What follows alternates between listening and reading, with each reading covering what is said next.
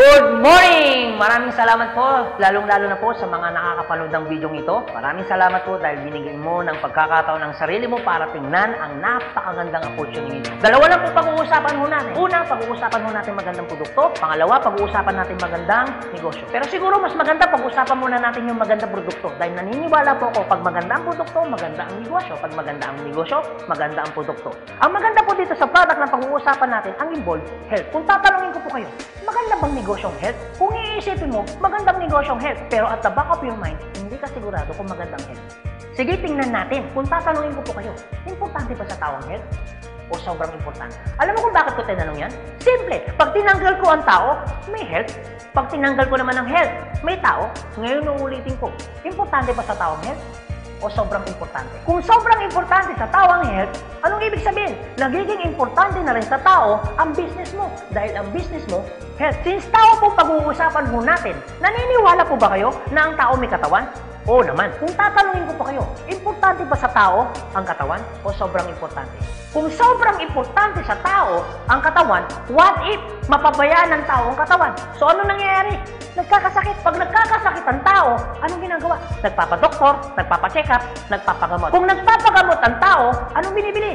Siyempre, gamot. Ang gamot, gastos hindi. Siyempre, gastos. Pag hindi mo ginasusan, anong mangyayari sa sakit? Siyempre, lalala. Pag lumala ang sakit, anong mangyayari sa katawan? Siyempre, manghihina. Pag nanghina ang katawan, akala ng iba, katawan lang ang nagkakaproblema. Pero hindi na alam, apektado ang trabaho. Pag apektado ang trabaho, apektado ang kita. Pag apektado ang kita, ang pinaka-naapektuhan sa lahat, yung pamilya. Ang pinaka-malupit na naapektuhan pa sa tao, yung pangarap mo. Sabi daw nila, madali raw kitain ng pera pag masipag at matyaga. Opo, tama po, madaling kitain ng pera basta masipag, matyaga. Pero ito naman sasabihin ko sa'yo, the moment na magkasakit ka, madali rin ubusin ng sakit ang pera mo. Lagi ko po ito sinasabi, anin mo ang limpak-limpak mong salapi kung punong-puno ka naman ng sakit. At ang pinakamahirap po dyan, wala na nga ang pera, mahirap na nga, may sakit pa. Yun ang masakit. Since present ang sakit, ano ngayon ang gagawin mo para hindi magkasakit? Simple, wala ka ng choice. Uulitin ko, wala ka ng choice. Kailangan mo nang uminom ng food supplement. Alam kung bakit? Marami ng kumpanya ng tayo. Marami ng pharmaceutical ng tayo. At hindi naman nila i-inventoyin ang mga produktong yan kung hindi kailangan. Bakit? Kasi kailangan mo na talaga. Ngayon, pwede mo sabihin sa akin, teka lang Anthony, food supplement? Gastos yan Opo, gastos nga ang food supplement. Pero ito naman sasabihin ko sa'yo, di bali nang gumastos ako, at least healthy naman ako. Bakit? Pag nakakasakit ka ba, ano bang ininom mo? Di ba gamot? O tanong, gastos hindi. Di ba gastos? Kung ikaw tatanungin ko, anong gusto mo? Gumagastos ka na healthy ka? O gumagastos ka, may sakit ka? Paras na gastos. Ang malupit mo niyan, every time na gumagastos ka, may sakit ka pa. Komportable ang katawan? Siyempre hindi. Sabihin na natin, gumagastos ka dito, at least healthy ka naman. Ang pinakamaganda sa lahat. Bukod sa healthy ka na, business mo pa. Dahil business mo kumikita ka pa. Ang pinakamaganda sa lahat. Bukod sa healthy ka na, kumikita ka pa. Bukod sa kumikita ka na, healthy ka pa. Ano ngayon ang pakiramdam na bukod sa healthy at kumikita ka na, nakakatulong ka pa? Maganda o napakaganda? O sige, pag-usapan naman natin yung magandang negosyo. Maaaring nagustuhan mo yung product, maaaring bibili ka ng product. Pero ito yung totoo. Gagawin mo kayong negosyo. Kasi bakit? Pag business ang pinag-uusapan, hindi naman kasi lahat ng tao business-oriented. Karamihan ng tao is career-oriented. Alam mo kung bakit? Marami kasing tao na pagdating sa business, ang dami niyang perspective. Alam mo isa sa mga perspective ng tao pagdating sa negosyo? Una, wala akong pera. Pwede mo sabihin sa akin, teka lang Anthony, wala naman akong pera. Kanina, nung pinapanood mong video nito, wala kang problema. Pero ngayon, may problema ka na. Ano? Pera. Pangalawa, ang maaaring problema mo, wala akong time. Pwede mo sabihin sa akin, teka lang Anthony, okay yung negosyo kaso nga lang wala akong time. Walang kaso. Pero mayroong mas worse. Wala ka nang time. Wala ka pang pera. Pangatlo, maaaring itong problema mo. Teka lang Anthony, okay yung business kaso nga lang hindi ko yan alam. Hindi ko yan hilig. Hindi ko yan linya. Pero ito yung totoo. Marami naman tao sa labas na ginagawa niya linya niya, ginagawa niya hilig niya. Pero tanong, kamusta ang buhay? Sabihin na natin hindi mo to hilig. Sabihin na natin, hindi mo rito niya. Pero ito sasabihin ko, kung ito naman ang magpapabago ng buhay mo, bakit hindi mo siya ninyahin? Pang-apat, maaaring ito isa sa mga problema mo. Teka lang, Anthony, okay ang business. Kaso nga lang, risky yan. Naku, malulugi lang ako. Ang pinakamalupit, hindi mo pa tinatayo yung negosyo mo, feeling mo, lugi ka na. Ang matindi niyan, ano malulugi sa'yo? Eh, di ba sabi mo, wala kang pera? Eto tanong, kung problema mo ang pera, problema mo ang oras, problema mo dahil wala kang alam, kasi iniisip mo baka malugi ka, ito sasabihin ko. Hindi lang naman to ang una or pangalawang pagkakataon na pwede kang ma-involve sa business. Kung yan ang problema mo, bakit? Pagdating kayo ng panahon, yan pa rin kayo problema mo. Pag-usapan po natin ang life cycle. Naniniwala ka bang may life cycle? Oo naman, importante po ang life cycle. Kasi po, hindi po magiging balanse ang mundo pag walang life cycle. Isa sa mga dinadaanan ng tao na life cycle, yung pag-aaral. Kung ikaw magkakanak o magkakaanak pa lang, pag-aaralin hindi. Siyempre, pag-aaralin. Kawawa naman yung bata pag hindi natuto, hindi marunong magsulat, hindi marunong magbasa. Pagkatapos mag-aral, anong susunod? Siyempre, gagraduate. Pagkatapos graduate, anong susunod? Siyempre, magtatrabaho. Pero pansinin mo to. Meron po mga tao hindi nakapag-aral, hindi nakagraduate, pero nagtatrabaho. Bakit? Isa sa mga life cycle po na dinadaan ng tao, kailangan po magtrabaho. Etong tanong, gusto niyo po ba habang buhay nagtatrabaho? Siyempre, hindi. Gustuin niyo man po magtrabaho ng 60 to 65 years old, wala na ho kayong choice. Ang sasabihin ng boss mo, you're out. Bakit? Anong tawag ko doon? Retire. Pag kayo po ba nag-retire, may pera wala? Siyempre, meron. Anong tawag mo doon? Retirement fee. Dahil ikaw ay nag-retire, ang trabaho, tuloy-tigil. Siyempre, tigil. Pag tigil ang trabaho, ang sweldo, tuloy-tigil. Siyempre, tigil. Dahil tigil ang trabaho, tigil ang sweldo, ang gastos, tuloy-tigil. Siyempre, tuloy. Dahil tuloy ang gastos, ang retirement fee na pinaghirapan mo, maubos hindi. Siyempre, pwedeng maubos. Para hindi maubos ang perang pinaghirapan mo, anong gagawin mo? Maaaring nag-iisip mo ngayon kung ikaw nakakapanood ng video nito. Maaaring siguradong maiisip mo ngayon, business. Ito tanong. Kung papasok ka ngayon sa business para hindi maubos ang pera mo, teka lang, akala ko ba kanina iniisip mo, teka lang Anthony, wala akong pera kasi mamumulan ako dyan. Pero sabihin ko, kung iniisip mo kanina, wala kang puhunan, mamumunan ka kasi, eh di ba ganun din dito? Mamumunan ka rin. Di ba sabi mo kanina, wala akong time? Kung iniisip mo na wala kang oras, bakit? Pagtungtong mo ng 60, 65, may oras ka ba? Sabi mo kanina, wala kang alam. Pero tanong, bakit pagtungtong mo ng 60, may alam ka? Buong buhay mo nagtrabaho, hindi nag-business. Dahil wala kang alam sa business, anong mangyayari sa pera mo? Siyempre, mauubos. Anong sense, nagtrabaho mo ng buong buhay mo, papasok ka sa business, dahil wala kang alam sa business, ang perang pinaghirapan mo, mauubos lang. Kaya marami pong mga tao nagre-retire, pumapasok sa business, still broke pa rin. Alam kung bakit? Kasi wala silang alam sa business. Kung ikaw ang nakakapanood ng video nito, huwag po kayong mag-alala. Kasi bakit? Later pa naman yan. Pero kung tatanungin kita, kung papasok ka lang naman pala sa business, anong gusto mo? Ngayon o later? Alam mo kung bakit ngayon? Simple. Pag ngayon mo ba inaral ang business, ngayon ka nag-decision mag-business, ngayon mo ginawa ang business, ngayon mo matututunan? Yes. Ngayon ka rin kikita? Yes. Pero pag later ka nag-decision mag-business, later mo ginawa ang mag-business, later kang pumasok mag-business, later mo inaral ang business, later mo matututunan? Yes. Later ka rin kikita? Yes. Kung papasok ka sa business, anong gusto mo? Ngayon o later? O sige Anthony, nagustuhan ko yung magandang negosyo, nagustuhan ko rin yung magandang produkto. Pero ito tanong, paano ko siya umpisan? Anong gagawin ko? Paano ako magiging membro ng AIM Global? Galito po kasi yan. Una po, kailangan nyo pong bumili ng global package. Tanong, magkano naman ang global package? Ang global package po ay 7,980 pesos. Pero teka lang Anthony, mukhang yata ang laki. Opo, malaki po siya kung gastos.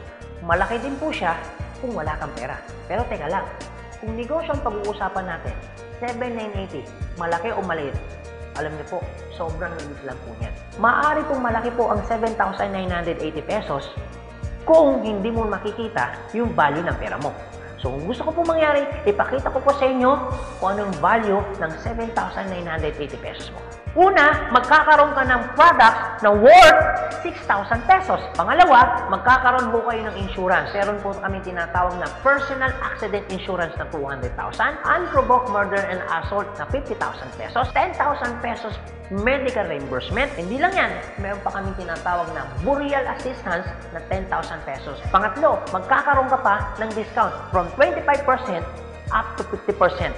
lifetime discount. Pang-apat, magkakaroon ka naman ng business kit, brochure, CD na kung saan magagamit mo sa pagninegosyo mo. Pang-lima, magkakaroon po kayo ng tinatawag mo namin free medical check-up. CBC, urinalysis, fecalysis, chest x-ray, dental, lahat ng yan kasama po doon sa free medical check-up. Pang-anim, magkakaroon po kayo ng ATM, BDO at China Trust. I suggest po, kung ikaw ngayon ay nasa abroad, mas maganda pong kunin ninyo ang China Trust. Alam kung bakit? This is an international debit card na kung saan po, mawi-withdraw ninyo ang pera ninyo na kahit saang bansa. Kung hindi naman kayo mag-abroad, pwede po kayong kumuha ng BDO. At hindi lang yan, pang-pito, magkakaroon po kayo ng tinatawag ho namin web page. So ano pong advantage ng web page ho natin? Magkakaroon ho kayo ng DTC, Distributor Tracking Center, na kung saan mamomonitor nyo lahat ng transaction na nangyayari po sa business ninyo. At hindi lang yan, ang pinakamaganda, yung pang-walo. Meron po kami tinatawag na scholarship program. So ibig sabihin, pag naging member ka ng AIM Global, automatic bibigyan ho namin kayo ng scholarship certificate. So ang maganda po doon, sa scholarship po natin, transferable. Ibig sabihin, kung ikaw yung member, siya hindi member, kahit hindi mo kakilala, pwede niyo po itong i-transfer. At hindi lang ho yan. Ang maganda po sa scholarship po natin, ito po ay wala pong expiration. Kung ngayon ka ng member, bukas o bukas makalawa o 2 to 3 years from now, saka mo palang ginamit yung scholarship po namin o yung certificate po namin, hindi po siya may expire. Pwede nyo pa rin siyang gamitin. Ang maganda po dun sa scholar certificate po namin, wala ho tayong quota. No hidden agenda. Na pag yung bata po in-enroll mo na, hindi ho kayo obligado na gawin yung negosyo. Nasa sa inyo na lang po kung gagawin yung negosyo, hindi. Basta yung anak niyo po, tuloy-tuloy po yan sa pag-aaral. So wala ho tayong hidden agenda, no quota. Kahit hindi ho kayo bumili ng product, kahit hindi ho kayo mag-imbita ng tao, kahit hindi nyo po ito gawin. No obligation, no commitment. No hidden agenda. Yan po yung kabuuan ng global package ho natin doon sa perang binitawan mo na 7,980 pesos. Ang tanong, maganda po ba o napakaganda? Sulit o sulit na sulit? Okay, sige, ganito Anthony. Nagustuhan ko yung magandang negosyo. Nagustuhan ko rin yung magandang produkto. Sige, magjo-join na ako. Eto tanong, kung ako pa papasok na ngayon, gagawin ko na yung negosyo, paano naman ako kikita? Ganito po yan. Una, kikita po kayo sa tinatawag naming retailing. Sa retailing naman po, from 25% up to 50%, kikita ka. Kung hilig mong magbenta, aba, bagay na bagay ka dito. Kung hindi ka naman mahilig magbenta, wala din pong kaso. Pangalawa, eto po maganda. Meron po kami tinatawag na binary income. Sa binary income, dalawa pwede nyo pong pagkakitaan. Una, pwede ko kayong kumita sa tinatawag namin direct referral bonus. Magkano direct referral bonus? 500 pesos. At pangalawa, pwede naman kayo kumita sa tinatawag namin match sales bonus o madalas ang tawag ho namin dyan, pairing bonus. Magkano naman ang pairing bonus? 1,500 pesos. O sige Anthony, mukhang maganda yung binary income na yan. Paano ka pa kikitain yung direct referral bonus na 500 at paano ka naman kikitain yung pairing bonus na 1,500? Okay, ganito po yan. Pag sinabi pong binary, dalawa po yan. It's either ilalagay mo sa kanan o ilalagay mo sa kaliwa. Ang trabaho mo, mag-imbita. Pag ikaw ngayon nag-imbita, at yung inimbita mo ay bumili ng global package, sabi na natin, dalawa yung inimbitahan mo. Yung isa, inimbitahan mo, nilagay mo sa kanan. Yung isa naman, inimbitahan mo, nilagay mo naman sa kaliwa. Pagbili ni A, automatic, meron kang tinatawag na direct referral. Pagbili naman ni B, automatic, may kikitain ka naman na direct referral ng 500 pesos. At hindi lang yan, meron ka pang bonus. Pag may pumasok sa kanan mo at may pumasok sa kaliwa mo, automatic, magpipair po siya. Magkano pong pairing bonus? 1,500 pesos. Basta ang usapan po, every time may papasok sa kaliwa, every time may papasok sa kanan, automatic po, pairing 1,500. Sa tingin mo ba, si A, meron din bang kaliwa? Meron din kanan? Si B, meron din bang kaliwa? Meron din bang kanan? Sa tingin mo ba, ikaw pa ba ang nag-imbita dun sa inimbita ni A and B? Siyempre, hindi na. Eto maganda. Sa labas, no work, no pay. Pero sa amin, yung taong dilala ni A at ni B, automatic, kikita ka pa rin ng pairing bonus. Magkano pairing bonus? 1,500 pesos. Ibig sabihin, dalawa yung pumasok. Magkano po yun? So, ibig sabihin, kikita ka ng 3,000 pesos. No work, pero with pay. Sa tingin niyo po, pagdating po ng panahon, yung grupo po ni A, dadami? Yung grupo naman ni B, kadami? Oo naman. So tanong, may iwasan bang lumaki? Siyempre, hindi. Eh what if, Anthony, may pumasok isa? may pumasok isa, araw-araw. Anong ibig sabihin po niyan? Eh di ibig sabihin, araw-araw po, kikita ka ng 1.5. Eh paano kung Credo Anthony? Dahil lumalaki po ang grupo, eh paano kung may pumasok 10 dito? Eh paano kung may pumasok dito 10 dito? Anong ibig sabihin yan? Eh di 10 po ng 1.5. So magkano yung 10 ng 1.5? Eh di 15,000. Eh paano kung araw-araw yan? Eh di ang ibig sabihin po yan, araw-araw po yan, 15,000, 15,000. Tuloy-tuloy po yan. Ang pinakamaganda niyan, yung 15,000 po ba? Malaki maliit? Siyempre malaki. Pero hindi lang po yan. You have opportunity para kumita ng 24,000 pesos per day. Alam ko medyo nag-iisip ka. Maaaring iniisip mo na hindi ka kikita. Pero maaaring iniisip mo rin na kikita ka. Pero kung mag-isip ka ng hindi ka kikita, kung mag-iisip ka ng kikita ka, para sa ginawa mo, nag-isip ka pa rin. Pero kung mag-iisip ka lang naman, mas maganda lang pong nag-iisip ka, nakikita ka, kaysa naman nag-iisip na hindi ka kikita. Ito po masasabi ko sa inyo. Kung gusto mo ng pagbabago sa buhay, dapat may baguhin ka. Pero pag wala kang binago, walang mababago. Ang tanong, gusto mo ba ng pagbabago sa buhay? Siyempre, oo. Ang tanong, kailan mo uumpisahan ng pagbabago? So guys, maraming salamat po sa inyong lahat. God bless, and to God be the glory. See you at the top. Thank you.